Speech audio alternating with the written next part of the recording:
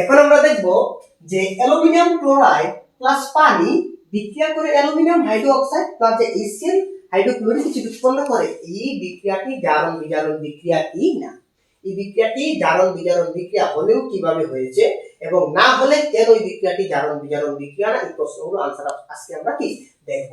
দেখো যে প্রথমে আমি বিক্রিয়াটি এখানে আবার লিখি যে অ্যালুমিনিয়াম ক্লোরাইড প্লাস সমতা রাখবে না পানি বিক্রিয়া করে তৈরি করলো আমার অ্যালুমিনিয়াম হাইড্রোক্সাইড এবং HCl।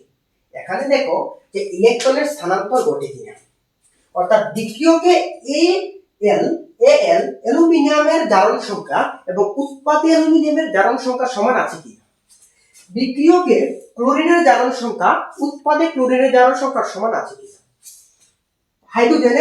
হাইড্রোজেনের সমান আছে কিনা, অক্সিজেনের সমান আছে কিনা তা আমরা অল্পতে দেখে দিই। এখানে দেখো এবং ক্লোরাইডের মোট জারণ সংখ্যা হবে 0, H2 এবং O এর মোট জারণ সংখ্যা হবে 0, এরকম আর প্রত্যেকটি অর্থাৎ একটি যৌগের মোট জারণ সংখ্যা হবে 0।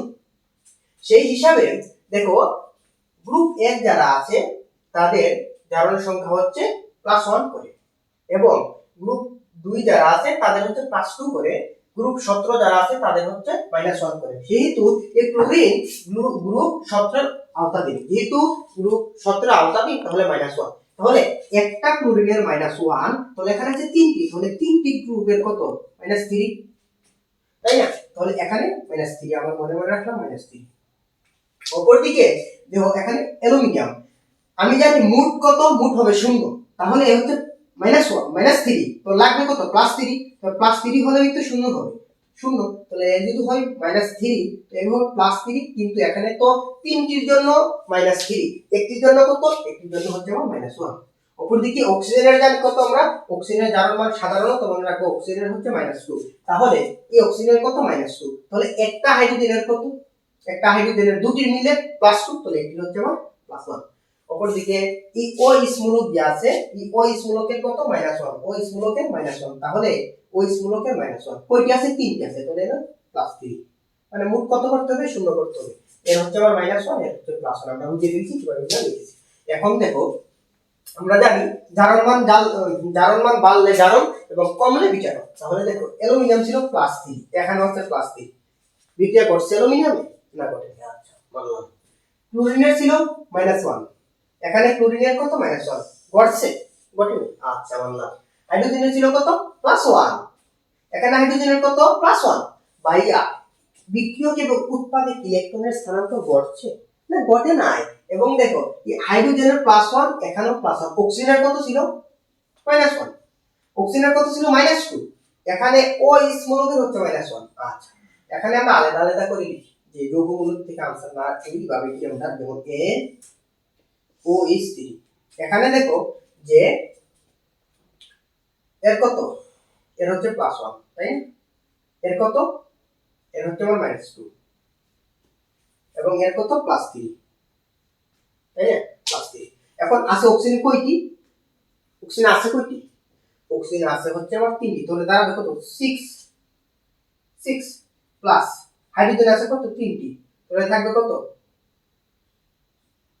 +3, হাইড্রোজেনের কত +1, তাহলে 3টি আছে +3, অক্সিজেন আছে 3টি, 3 2 6 -6 এবং অ্যালুমিনিয়ামের থাকবে +3। তাহলে হিসাব করো, এখানে দাঁড়াবে +3 আর এই পাশে দাঁড়াবে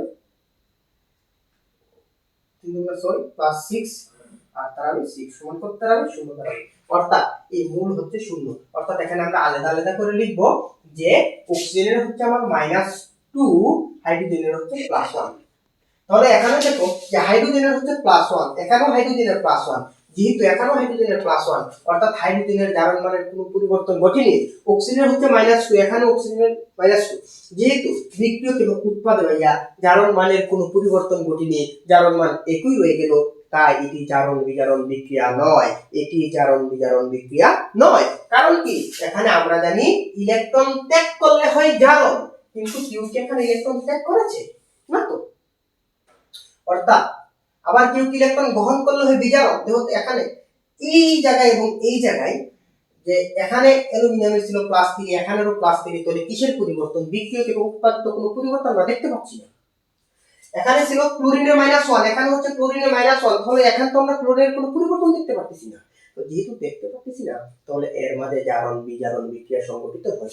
অর্থাৎ এই যে বিক্রিয়াটা, এটা একটি জারণ বিজারণ অর্থাৎ রেডক্স বিক্রিয়া নয়, একটি নন রেডক্স বিক্রিয়া। এই ছিল আজকের আমাদের পড়াশোনা। ওকে,